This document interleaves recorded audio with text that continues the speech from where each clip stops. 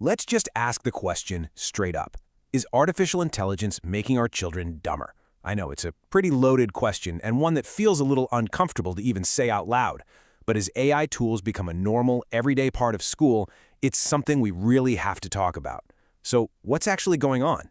To figure this out, we've got to start with the data. And honestly, the numbers are painting a pretty concerning picture about how students are doing, a trend that was already happening before the pandemic, and, well, it just hasn't gotten any better. Okay, take a look at this number, 33%. Any guesses what that represents? That's the percentage of 8th graders in the U.S. who are struggling with the absolute rock-bottom fundamentals of reading. We're talking about basic stuff, like figuring out the main idea of a paragraph. And this isn't just some small dip. It's the worst it's ever been. And it's not some isolated problem either. If you look at the national average for 8th grade reading, it's dropped 5 whole points since 2019. We were all hoping for this big academic comeback after the pandemic, but instead, the slide is actually continuing.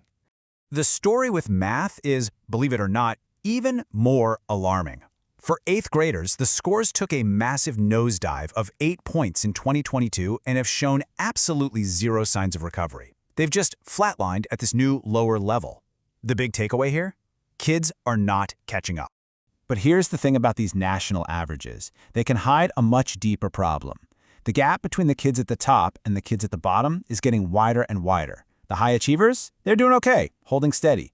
But our students who need the most help are falling further and further behind. So we've got this generation of students who are really struggling to get back on their feet academically. And then, right in the middle of all of this, a brand new, super powerful variable gets thrown into the mix: the explosion of generative AI in our schools. The timing here is just wild. ChatGPT comes out in late 2022, and just a couple of years later, it's practically everywhere in schools. This happened at the exact moment we all expected to see academic scores finally start to bounce back. Just how widespread is it? Well, check out this number, 54%.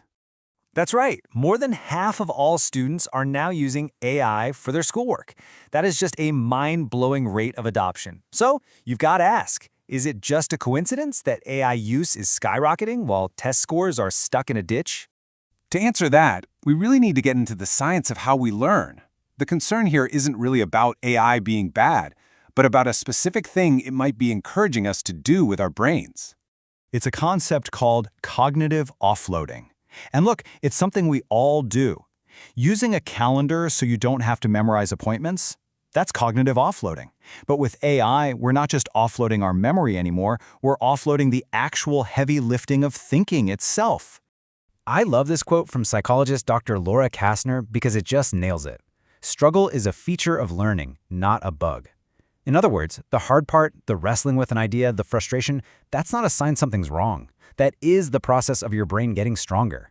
When we use a tool to skip that part, we might be skipping the learning too. Now, not all offloading is the same. Researchers kind of break it down into 3 types. There's assistive, which just helps us out, like a calendar. Then there's substitutive, which starts to replace our thinking, like when your phone suggests the next word in your text. But disruptive offloading, that's totally different. That's when you bypass the thinking process entirely, like giving AI a prompt and having it spit out a whole essay.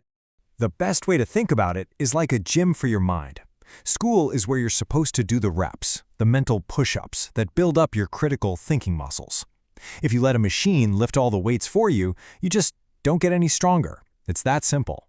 So that's the theory. But what does this actually look and feel like for the students and teachers who are living this every single day? Well, the human impact it's pretty profound. This image really captures what some researchers are calling the cognitive paradox. On one hand, you have this amazing, sleek, efficient AI being adopted like crazy. But on the other hand, you have test scores falling, teachers getting buried under new work, and students feeling more and more disconnected. It's a real conflict. And that burden on teachers is no joke. Take this number, for instance, 71%. That's how many teachers feel like they have this brand new job, AI police. They're constantly having to wonder and check if the work they're seeing is from the student or from a machine. And that's creating this crisis of academic integrity and just wearing away at the trust that's so important in a classroom. And it's not just the teachers, the students are feeling the weirdness too. Half of them say they feel less connected to their teachers when using AI. They're also worried that their own skills are getting rusty, and they're anxious about what all this means for their future careers. This quote from a former teacher named Hannah really just stopped me in my tracks. She said that some of her students got so used to these tools that they'd rather just take an F on an assignment than actually try to write an essay themselves. The motivation to do the hard work, it's just vanishing for some kids. I know, this all sounds pretty dire. But the goal here isn't to just ban all technology and go back to the Stone Age. The real challenge is figuring out a smarter, healthier way to bring AI into the classroom. A path forward that actually helps our thinking instead of just replacing it. Experts have a great name for this: cognitive sustainability. It's all about teaching kids how to use these tools wisely, knowing when AI is the right tool for the job, and when you need to put it away and do the hard work yourself. It means teachers should grade the learning process, not just the perfect final essay. It might even mean designing AI with a little bit of constructive friction, things that make us pause and think, instead of just mindlessly clicking. But most of all, it means we have to double down on that incredibly important human connection between a teacher and a student. Ultimately, this whole conversation boils down to one of the biggest questions of our time. As we keep weaving these incredibly powerful machines into our mental lives, we have to stop and ask, how much of our thinking should we keep for ourselves? What parts of being human aren't we willing to outsource? That's the real question we all need to start answering.